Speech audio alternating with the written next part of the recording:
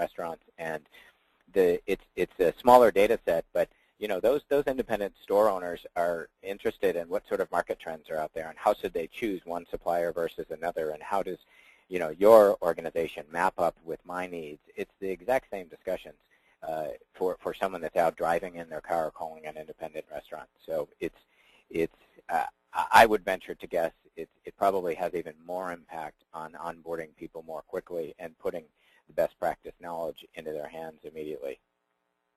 Gotcha.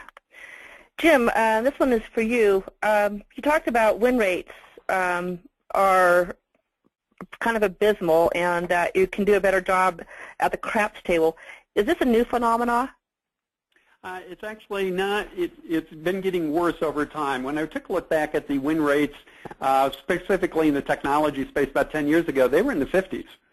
And so it's just been this kind of erosion down there. We talked about a lot of the things that are influencing some multiple buyers, multiple higher expectations. But it has been something that has been degrading over the last 10 years, and it's about time we start to turn it around and have it going back up to where it was. I think for a lot of companies, if they took a look at what their win rate was maybe a decade ago, what it is today, if they just got back to their old win rate, I bet you it would have a huge impact on their stock price. Mm-hmm.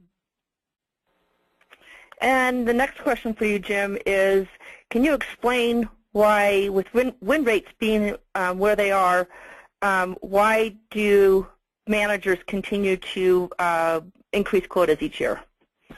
Well, I think the expectations, from Wall Street is there's a lot of pressure out there on people to, hit those higher numbers. People want to see growth. So I think part of that is that there's an expectation, from Wall Street, from private investors, if you're a privately held company, to want to continue to grow. I think what we've got to do is we've got to give equal thought to coming up with what the number is for next year, is figuring out what's going to be different about how we sell next year.